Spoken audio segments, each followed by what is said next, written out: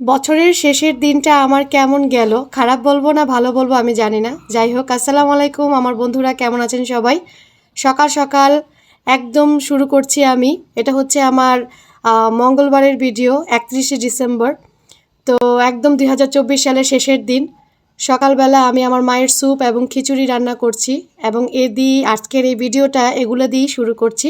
তো ভিডিওটা দেখতে থাকেন, দেখেন কেমন গেল আমার বছরের শেষের দিনটা।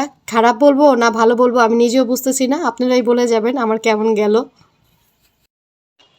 আসসালামু আলাইকুম এভরিওয়ান, আজকের ব্লগটা শুরু করছি মঙ্গলবার সকাল থেকে। তো মঙ্গলবার সকাল 9টা বাজে আমি হাসপাতালে আসলাম। আম্মুর খাবার নিয়ে আসলাম। 1টা বাজে আবার চলে যাব, যেহেতু আপনাদের ভাই আবার কাজ আছে। কারণ সবসময় তার কাজ বন্ধ রাখা যায় না, তাই না? টাকারও দরকার। তো আমি যাব, আমার ছোট বোন আসবে আবার সন্ধ্যার দিকে, যদি আমি বেঁচে থাকি এই পর্যন্ত ইনশাল্লাহ আসবো। আর এই হচ্ছে আমার আম্মুকে আসলে ক্যাবিনে না রেখে ওয়ার্ডে রাখা হয়েছে।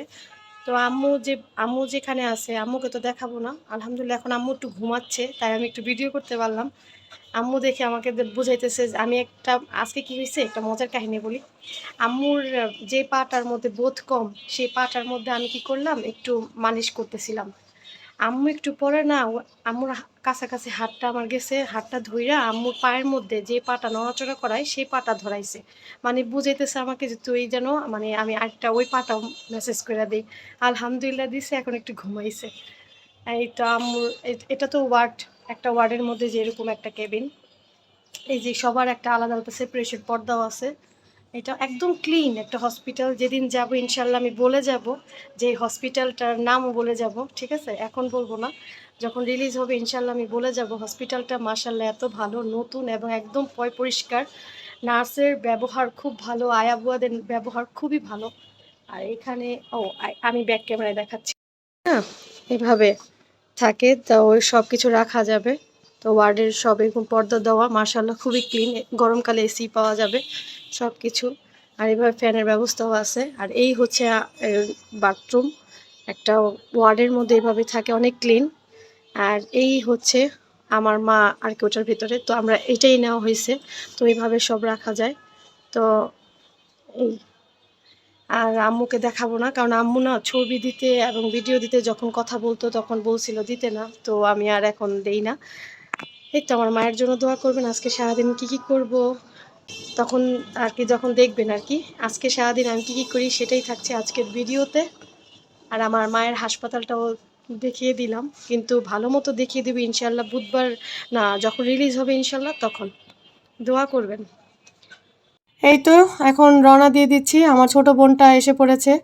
আমার ছোট বোন আবার ঢুকলো, আমি আবার বের হয়ে গেলাম। কারণ আমাদের এখন এভাবেই করতে হবে, কারণ সবারই তো সংসার আছে।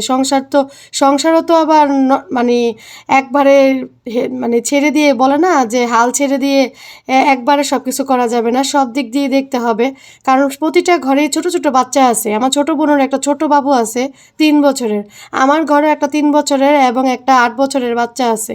তো ওদেরকেও আর কি করতে হয়। তো সবারই আবার অন্য কারো কাছে থাকে না, যার যার বাবাদের কাছে থাকে। তো বাবার আবার কাজ পালায় রাখা ধরে, আমরা আবার ডিউটি দিই। এভাবেই আমাদের চলতেছে।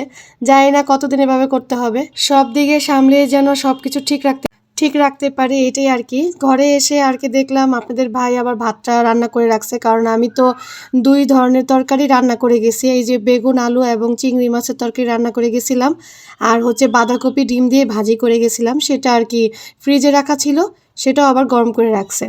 আর ভাতটা রান্না করা হয়েছিল। তো আপনাদের ভাই আবার চলে গেল না খেয়ে, একদম খায় না, এসে খাবে। আমি আবার সন্ধ্যার দিকে যাব। তো আয়াত আনাস আবার এগুলো খাবে না, ওদের জন্য নতুন একটা রান্না করতে হয়েছে। দুপুরে আবার একটু রেস্ট নিয়েছিলাম, সেটা আর ভিডিও করা হয় নাই। এখন চিকেন রান্না করতেছি। চিকেন রান্না করতে করতে সবার কাছে একটাই অনুরোধ থাকবে, সবাই কিন্তু লাইকের পরিমাণ কমিয়ে দিয়েছেন, প্লিজ একটা করে লাইক দিয়ে যাবেন। ফেসবুক থেকে যারা দেখবেন অবশ্যই ফলো দিয়ে যাবেন, সাবস্ক্রাইব করে যাবেন ইউটিউব থেকে যারা দেখছেন।